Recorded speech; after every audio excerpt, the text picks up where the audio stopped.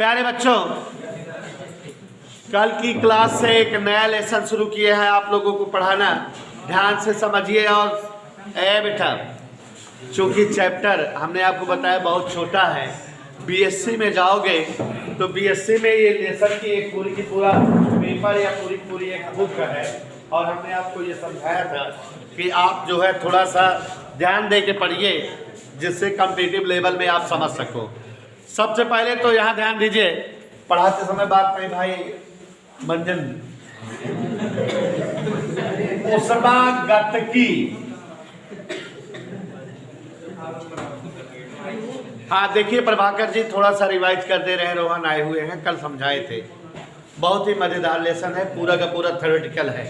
Lesson में उष्मागतिकी, thermodynamics अंग्रेजी होती है। Thermodynamics is a branch of physics. यह भौतिक विज्ञान की एक शाखा होती है, और ऐसी शाखा होती है भौतिक विज्ञान की जिसके अंतर्गत हम कार्य का अध्ययन करते हैं, ऊष्मा का अध्ययन करते हैं, और कार्य और ऊष्मा के रूपांतरण का अध्ययन करते हैं। मतलब भौतिक विज्ञान की जिस शाखा के अंतर्गत कार्य का अध्ययन किया जाए, ऊष्मा का अध्ययन किया जाए, कार्य को ऊष्मा में बदलने का, ऊष्मा को कार्य में बदलने का अध्ययन हो, उसे ही हम जो है उष्मागतिकी, थर्मोडायनामिक्स कहते हैं। आपको कल एग्जाम्पल के रूप में बताए थे कि बेटा जो बाइक या कार हैं, उनके जो इंजन हैं उनमें आग लगती है, पेट्रोल जाता है और इंजन में आग लगती है, गर्मी उत्पन्न होती है, तो उष्मा से पिस्टन पर कार्य होने लगता है, पिस्टन चलने लगता है, रिंग पिस्टन से साथ अटैच चैन और फिर पहिए वगैरह होते हैं, तो वो भी चलने लगते हैं। तो माने सीधा सीधा लॉजिक मन में समझो, पूरा उसका भौकाल नहीं, कि उसमें उष्मा से कार्य कराया जाता है। उष्मा उत्पन्न होती है और उष्मा किस में बदलती है? कार्य में। और वो हमारे गाड़ियों का जो इंजन है इसी थेसिस, इसी लॉजिक पर काम करता है कि उसमें उष्मा कार्य में बदली जाती है। ठीक है, कार्य में। ऐसे ही कहीं कहीं कार्य करा जाता है तो उष्मा प्राप्त होती है। ये सब बातों का अध्ययन जिस फिजिक्स में करो, दैट इज थर्मोडायनेमिक्स, उष्मागतिकी है। तो भौतिक विज्ञान की जिस शाखा के अंतर्गत कार्य को ऊष्मा में, ऊष्मा को कार्य में बदलने का अध्ययन किया जावे है, वही जो है उष्मागतिकी कहलावे है। तो ऐसे ही आपको एक्सप्लेन किए थे। और यहीं पर मुनेसा जी, वह निकाय जिस पर उष्मागतिकी के सारे सिद्धांत या सारे नियम आधारित हों, उष्मागतिक निकाय कहलाता है। और प्यारे बच्चों, उष्मागतिक निकाय की एक और परिभाषा दी जाती है कि एक ऐसा निकाय जिसे दाब, ताप और आयतन पीवीटी के पदों में व्यक्त किया जाए, उष्मागतिक निकाय कहलाता है। Such type of thermodynamical system which is represented in the term of pressure, volume and temperature known as thermodynamic system। तो एक ऐसा निकाय जिसे ताप, दाब और आयतन के पदों में समझाया जा सके, व्यक्त किया जा सके, उष्मागतिक निकाय कहलाता है। और आपको बताए थे कि जो सिलेंडर हो उसमें गैस अगर बंद करके रख दी जाए तो बंद सिलेंडर में भरी गैस शुद्ध रूप से उष्मागतिक निकाय है, क्योंकि बेटा मलिचिन उसमें दाब भी होता है, ताप भी होता है और आयतन भी होता है। ओके डोला। तो यहाँ पर जो है उष्मागतिक निकाय की क्या परिभाषा हो गई हिमांशु खैर? दो। वह निकाय जिसे ताप, दाब और आयतन के पदों में समझाया जा सके, या जिस निकाय पर उष्मागतिकी के सभी नियम सिद्धांत आधारित हों, उष्मागतिक निकाय कहलाते हैं। कल आपको समझाए थे बेटा कि कार्य और उष्मा दोनों एक ही चीजें हैं। क्यों? जैसे आपको बताए थे कि अगर अपने हाथों को उष्मा दो तो हाथ गर्म हो जाते हैं, माने उष्मा वह कारक है जो ताप बढ़ा देती है।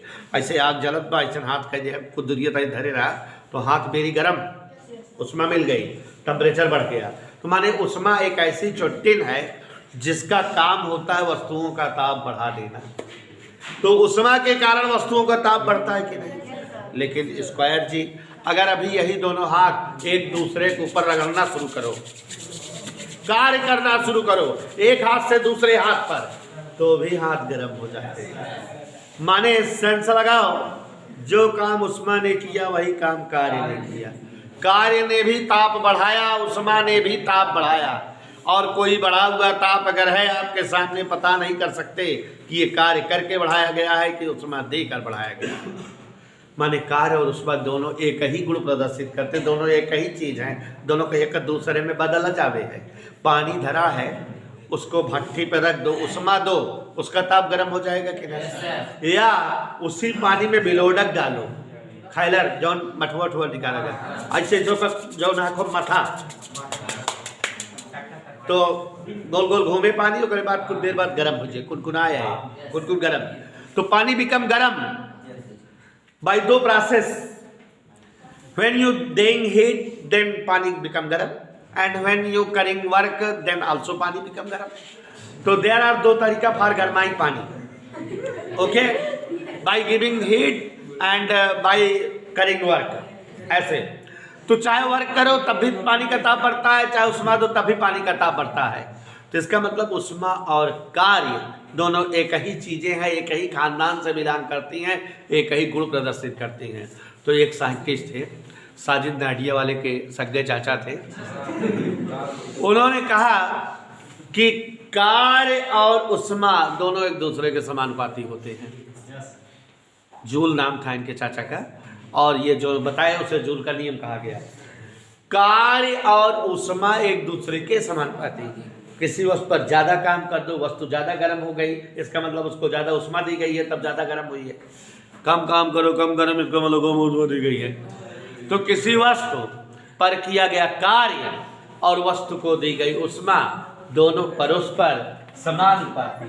डबल समानुपाती क्यों? डबल बराबर जे क्यों? ये जूल का नियम कहलाता है। हियर जे उस्मा तुल्यांक, केमिकल इक्विवेलेंट, उस्मा तुल्यांक है, और इसका मान 4.18 जूल प्रति कैलोरी। अच्छा एक चीज और देखो बेटा, यहाँ पर जो है ज़्यादा खाली है, एक चीज और है यहाँ पर उन्हें बेटा, एक पाठ हम पढ़ा रहे थे ताप मापन वाला, तो इस लेसन का एक छोटा सा टॉपिक आया, तो उसमें तो हम डिटेल में समझा दिए थे, क्योंकि मेरी आदत है कोई चीज़ डिटेल में समझाना, तो यहाँ की चीज़ वहाँ चली गई थी। तो सुन लीजिए क्या था, हम आपको उस्मा समझाए थे। क्या है उस्मा? भाई कार्य के बारे में तो जान रहे हो, बल लगाकर वस्तु को बल की दिशा में विस्थापित कर देना कार्य कहलाता है। W बराबर FD cos थीटा, अभी भी पढ़ाए थे कुछ दिन पहले। कार्य का सूत्र जो है न्यूटन मीटर या जूल होता है, बताए थे ना। उस्मा सचिन, उस्मा का एक घरेलू नाम है उष्मीय ऊर्जा, थर्मल एनर्जी। माने उष्मा एक प्रकार की ऊर्जा आता है। अगर जो है कोनो दुई वस्तु हो, शिवांशु का वस्तु बेटा, एक 90 डिग्री सेल्सियस टेम्परेचर पर और एक 10, दोनों को अगर संपर्क में रख दें तो आफ्टर सम टाइम हम लोग पाएंगे कि दोनों बराबर गर्म हो जाएगा। जबकि एक 90 थी एक 10 थी, लेकिन कुछ देर बाद ऐसा क्यों? क्योंकि निश्चित तौर पे जो वस्तु ज्यादा गर्म थी वहां से उष्मा चलकर कम गर्म वाली वस्तु पर आ गई होगी। तो उष्मा चलती है, बहती है, प्रवाहित होती है तब तक जब तक कि दोनों का ताप बराबर ना हो जाए। तो जौन उष्मा हेमो से हेमो चली, यही का जौन है उष्मीय ऊर्जा कहते हैं। और तब चला था जबकि दोनों का ताप अलग अलग रहा है। चला बोल देते हैं कहानी बना के। दो वस्तुओं के मध्य स्थानांतरित ऊर्जा माने आई गई ऊर्जा, जबकि उनका तापांतर हो, ताप में फर्क हो, को ही उष्मीय ऊर्जा या उष्मा कहते हैं। तो चलो एक बार और अच्छे से प्रयास करते हैं। दो वस्तुओं के मध्य उनके तापांतर के कारण स्थानांतरित ऊर्जा की मात्रा उष्मीय ऊर्जा या उष्मा कहलाती है। नहीं समझे? क्या समझे बताओ? दो वस्तुओं के मध्य उनके तापांतर के कारण स्थानांतरित ऊर्जा की मात्रा उष्मीय ऊर्जा या, और उष्मीय ऊर्जा या उष्मा को उष्मा की मात्रा माने Q से डिनोट करते हैं, क्वांटिटी ऑफ हीट। उष्मा की मात्रा दो वस्तुओं के मध्य उनके तापांतर के कारण स्थानांतरित ऊर्जा की मात्रा उष्मीय ऊर्जा या उष्मा कहलाती है। जब ये ऊर्जा है तो इसका मात्रा जो है और इसका एक व्यापक मात्रा कैलोरी है, और हमने एक कैलोरी और एक जूल की परिभाषा में बताया था, फिर से जान लो। अगर अभी तुम्हारे पास पानी हो, वाट 1 ग्राम पानी हो मात्र एक बूंद, और ओका इतनी उष्मा दिया कि ओका टेम्परेचर बढ़े लेकिन 21 डिग्री सेल्सियस बढ़े, तो जितनी उष्मा देहे थी 1 ग्राम जल का टेम्परेचर 1 डिग्री सेल्सियस बढ़ सके है, उसी उष्मा को 1 कैलोरी कहा जाता है। चलो परिभाषा बनवाओ और मान। 1 ग्राम जल के तापमान में 1 डिग्री सेल्सियस ताप की वृद्धि करने हेतु तो आवश्यक उष्मा की मात्रा 1 कैलोरी कहलाती है। सुष्मिता कह रही है सर जी हम उल्टा बोलेंगे परिभाषा, उल्टा बोलो। 1 कैलोरी उष्मा की मात्रा वह उष्मा होती है जो 1 ग्राम जल के तापमान में 1 डिग्री सेल्सियस की वृद्धि कर देती है। 1 ग्राम जल का तापमान 1 डिग्री सेल्सियस बढ़ा सको, इसके लिए जितनी उष्मा चाहिए भाई वह या 1 कैलोरी। लेकिन उन्हें अगर जल 1 किलो रहा है, सुन लो ध्यान से, 1 किलोग्राम, 1 ग्राम ना बोला था, 1 किलोग्राम जल के तापमान में 1 डिग्री सेल्सियस की वृद्धि कर सके, ऐसी उष्मा 1 किलो कैलोरी कहलाती है। कैलोरी बजाय किलो कैलोरी ना समझे। 1 किलोग्राम जल के ताप में 1 डिग्री सेल्सियस वृद्धि कर सकने हेतु आवश्यक उष्मा क्या कहलाती है? 1 किलो कैलोरी। ओके राइट जाए देखा जूल। देखो बेटा 1 कैलोरी उष्मा का बड़ा मात्रक है। 1 कैलोरी में 4.18 जूल आता है, तो एक हेमोर कह दी 1/4.18 कैलोरी बन जाए 1 जूल में। अब ले परिभाषा बना दे बढ़िया में 1 जूल के परेशान करते तो देखा 1/4.18 ग्राम जल, पहले कितना ग्राम ले रहे हैं, अब कितना लेते हैं?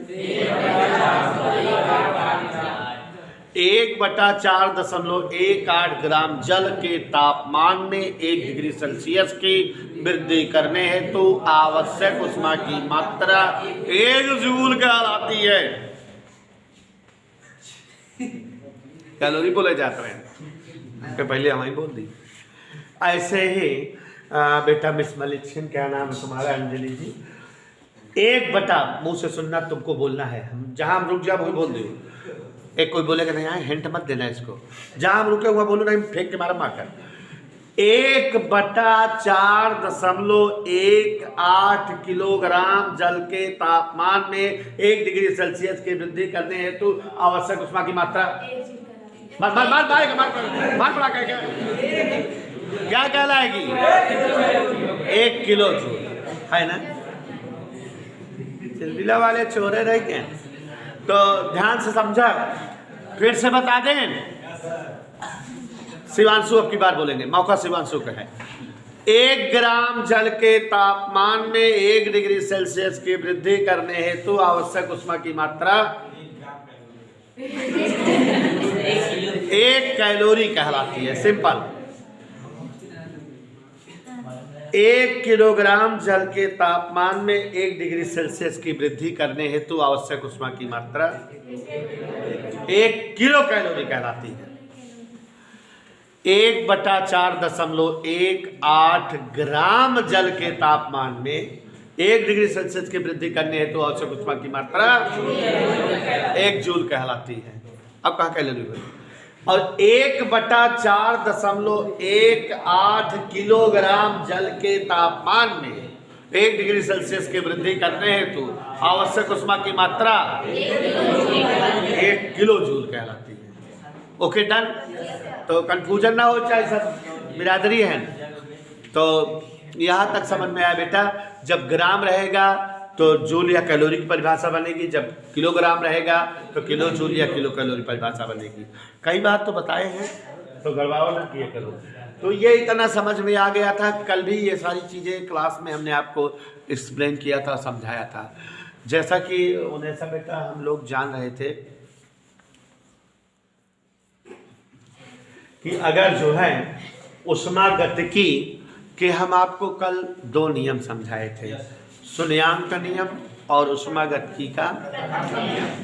तो उष्मागतिकी का शून्यांक नियम तो बड़ा सरल था कि अगर कोई 3 वस्तुएं Himanshu Gupta A B C हो और अगर ए व बी तापी साम्य में हो और बी व सी भी तापी साम्य में हो, तो ए और सी भी तापी साम्य में हो।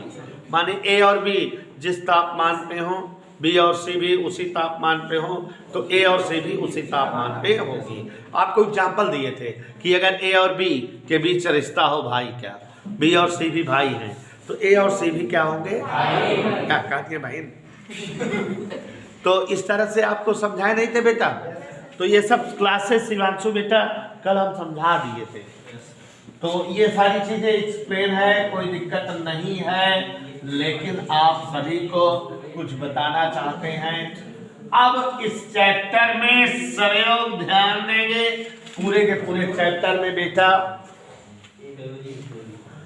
गैस को गैस नहीं कहेंगे, उष्मागतिक निकाय कहेंगे। ठीक है, फिजिक्स का वर्ड है ये उष्मागतिक निकाय। जिस निकाय को ताप, दाब और आयतन के पदों में उसे उष्मागतिक। यहां देखिए जरा,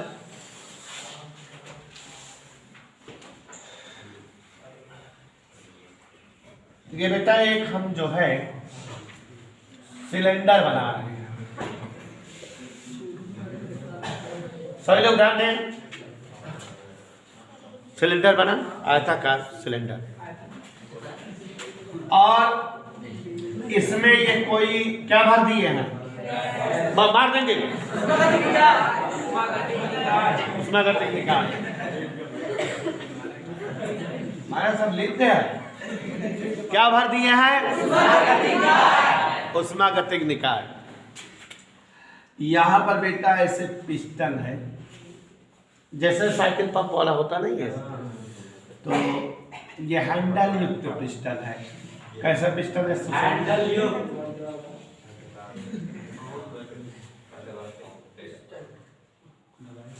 पिस्टन ही कहा जाता है जिससे गैस को रोका जाए।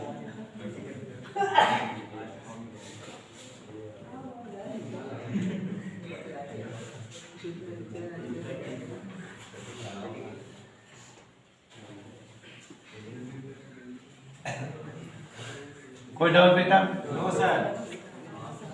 उन्हें सब में कोई दिक्कत? मुंह बंद किए रहो, बहुत अच्छी चीज बता रहे हैं सब लोग। कोई बताया कि नहीं सब चीज बेटा, उसमें कोई पढ़ाता नहीं, सच बता रहे हैं। ये कोई जो है सिलेंडर है, सिलेंडर में उष्मागतिक निकाय भरी हुई है। ये कोई एक पिस्टन है ए क्षेत्रफल वाला। कितना क्षेत्रफल है इसका? ए क्षेत्रफल का पिस्टन है। ये निकाय जो भरी हुई है, इसका आयतन यहां से यहां तक जो है V1 आयतन में निकाय भरी हुई है, उष्मागतिक निकाय। और बेटा पिस्टन को दबाए हुए हैं, ताकत लगा के इस जो है निकाय को संतुलित किए हैं। पिस्टन पर दाब लगाएंगे ना, तभी तो संतुलित होगी। तो दाब लगाने के लिए पिस्टन के ऊपर बेटा बटखरा दे दीजिए, बड़ा बड़ा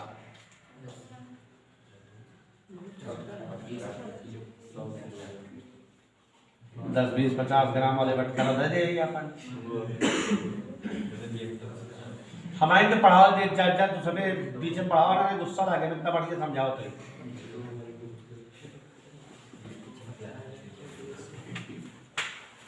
पिस्टन पर क्या आरोपित किए हैं? बटखरा रख के दाब। कोई दिक्कत? बदतमीजी बोल के हंसते भी मार रहे हो। देख रहे हो, चित्र देखो और चित्र समझने का प्रयास करो। ये बेटा कोई एक जो है बंद सिलेंडर है जिसमें एक उष्मागतिक निकाय B1 आयतन की भरी हुई है। उन्हें बेटा इस निकाय को एक जो है हैंडल युक्त पिस्टन के द्वारा संतुलित किए हुए हैं। पिस्टन के द्वारा निकाय पर दाब आरोपित हो रहा है P। पिस्टन पर कुछ बाट रखे हुए हैं जिससे जो है दाब P एडजस्ट कर रहे हैं। इस पिस्टन का क्षेत्रफल कितना लिखे हैं? तो अगर ऐसे वर्णन लिख दें, माना A क्षेत्रफल वाले पिस्टन से एक सिलेंडर में बंद उष्मागतिक निकाय को दाब P के द्वारा संतुलित किया गया है। कोई दिक्कत बेटा यहां तक? फिगर समझ में आया? Yes sir. ये उष्मागतिक निकाय है जिसका आयतन B1 है। पिस्टन लगा के दाब P लगा के दबाए है ये करना। इतना समझ में आया बेटा? उन्हें सब बेटा अब यहाँ दो काम हम लोग करेंगे, दो काम हम कर सकते हैं। माने यहाँ एक साथ दो हेडिंग आपको मैं देने जा रहा हूँ, ठीक? दो काम क्या कर सकते हैं बेटा? एक काम तो ये कर सकते हैं कि हम कोई बाट हटा दें। तो जब बाट हटा देंगे तो पिस्टन का दाब कम हो जाएगा, तो तुरंत कौन एक्टिव हो जाएगी? गैस, निकाय। निकाय तुरंत धक्का मारेगी किसको? पिस्टन को विस्थापित कर देगी ऊपर की ओर के नहीं? तो कौन धक्का मार रहा है? किस पर? धक्का मारने को फिजिक्स में क्या कहते हैं? बल लगा रही है। अब बल लगा के उसको क्या कर दे रही है? माने वो क्या कर रही है? तो इस प्रक्रिया में उष्मागतिक निकाय कार्य करेगी, उष्मागतिक निकाय द्वारा कार्य होगा। इसका उल्टा बेटा, अगर अभी हम इस पर एक आध बात और रख दें तो दाब बढ़ जाएगा, तो फिर पिस्टन दबा देगा और किसको? तो माने अब बल कौन लगा रहा है? किस पर बल लग रहा है? निकाय पर बल लग रहा है, निकाय पर कार्य हो रहा है। तो दो कंडीशन हुई, एक बार उष्मागतिक निकाय द्वारा कार्य होता है और एक बार उष्मागतिक निकाय।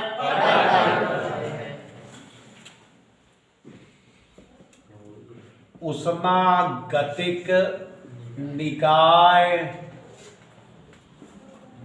द्वारा कृत कार्य, हमको यही निकालना है, निकाय द्वारा कार्य कितना आएगा। दिखाई दे रहा है कि नहीं बच्चों? Yes sir. निकाय पर से क्या हटा दे? पिस्टन पर से बाट। तो कौन बल लगाएगा? बल लगा के इसको विस्थापित कर देगी। मान लो यहां से हटा के यहाँ, जैसे ये पिस्टन यम पे है, कंडीशन इसकी यम है, और जब ये धक्का मारेगी तो और ऊपर हो जाएगा। मान लो यहाँ पहुंच गया यम डैश, कितना विस्थापन दिखा? इतना अल्प विस्थापन कर दी डेल्टा एक्स, पिस्टन यहाँ आ गया।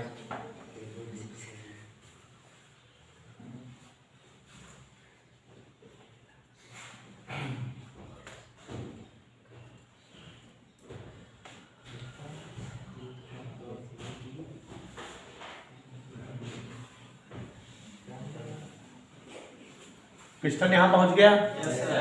ऐसा कब संभव हुआ होगा? जबकि बाट कम हो गए होंगे। डॉटेड लाइन बना रहे हैं तो समझ में आ रहा है ना कि ये देखो अब क्या क्या बाट दिख रहे हैं? माने एक एक हट गया ना, इधर क्लियर बेटा? पिस्टन अब एम डैश पहुंच गया कि नहीं? पिस्टन यहां से कहां पहुंच गया? ऊपर चला गया। जब पिस्टन यहां तक आ गया तो खाली जगह यहां तक मिल गई कि नहीं? निकाय इतनी दूर में आ जाएगी कि नहीं? माने निकाय का आयतन क्या हो रहा है? बढ़ गया ना। तो जब निकाय द्वारा कार्य होता है तो निकाय का आयतन बढ़ता है। निकाय द्वारा कार्य होता है तो निकाय का आयतन, समझ में आ बेटा? तो देखो, जब पिस्टन पर से कुछ वाट कम करते हैं तो ध्यान से देखो, पिस्टन पर से कुछ वाट तो निकाय द्वारा पिस्टन पर बल लगाकर पिस्टन को विस्थापित किया जाता है। कोई दिक्कत?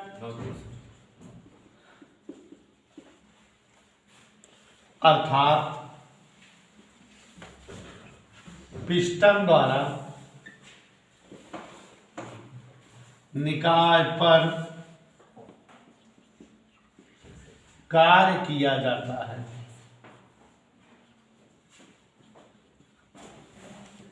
नहीं, उल्टा लिखिए, निकाय द्वारा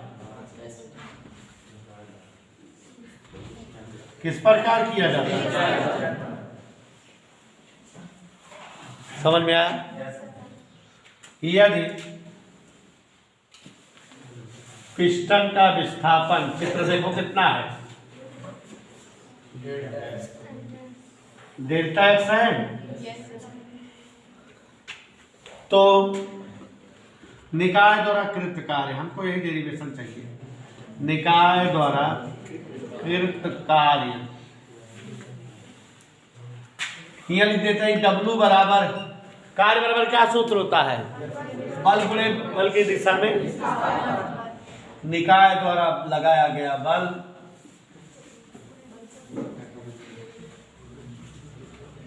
गुणे पिस्टन का विस्थापन, यही ना? कोई दिक्कत? ध्यान देते रहना।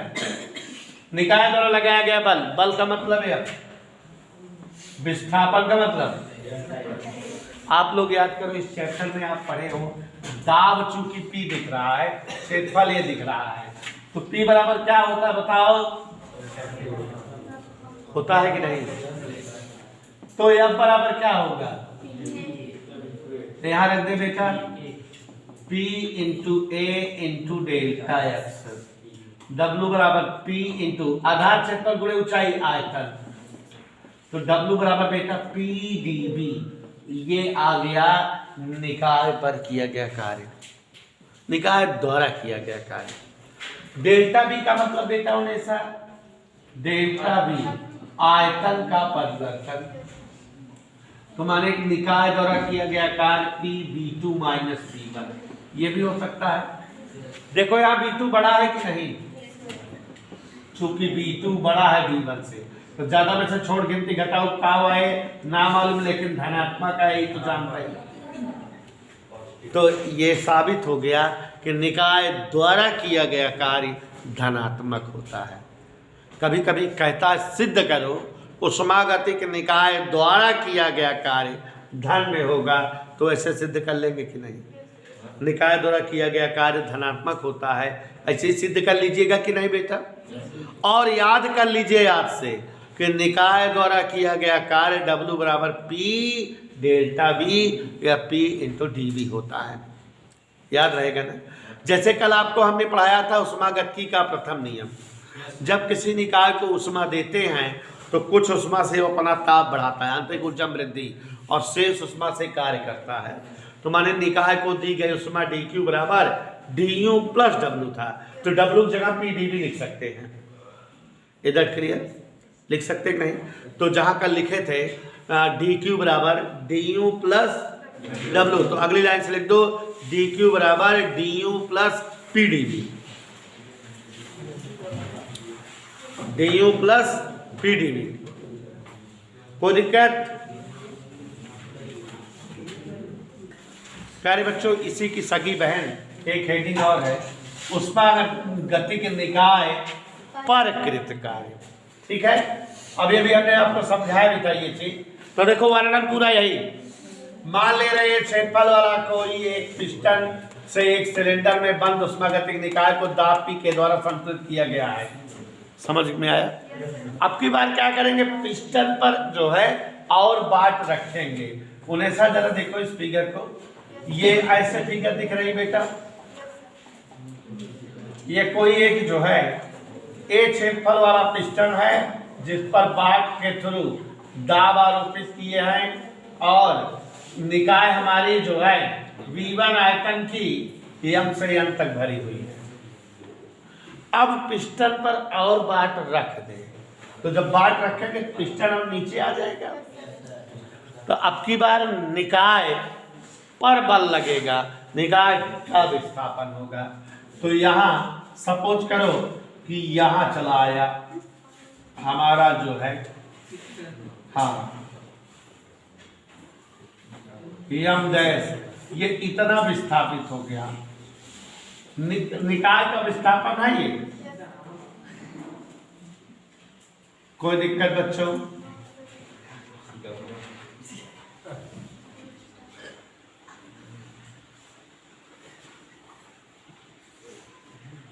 बाट बढ़ गए होंगे ना,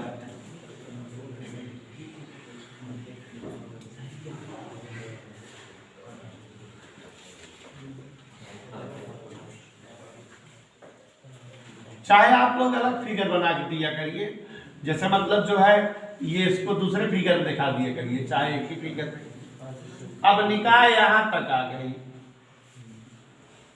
निकाय का आयतन V2, पहले निकाय यहां तक थी, निकाय का आयतन V1 था। चित्र समझ में आ गया सबको? ठीक है बेटा, चित्र समझ में आ गया? नीचे आ गई, ये जो यहां तक थी V1 आयतन में अब छोटा आयतन हो गया। देखो दाब फिगर, जब पिस्टन पर कुछ बाट और रखते हैं तो पिस्टन द्वारा अब की बार कौन बल लगा रहा है? निकाय पर बल लगाकर निकाय को विस्थापित किया जाता है। अतः निकाय पर पिस्टन द्वारा कार्य किया जाता है। यदि निकाय का विस्थापन डेल्टा x हो तो निकाय पर कृत कार्य सेट कर दिया ना, W बराबर निकाय पर लगाया गया बल और निकाय का विस्थापन। और बच्चों या फिर तो डेल्टा x है तो सब यही सब रहेगा, लेकिन यहाँ अब V2 देखो कम हो गया है, तो इसका मतलब तो निकाय पर किया गया कार्य ऋणात्मक होता है, याद रखिएगा, सवाल लगाने में काम देगा। निकाय द्वारा कार्य रहेगा तो उसको प्लस में लिखिएगा, निकाय पर कार्य रहेगा तो उसको माइनस में। जल्दी छापिए।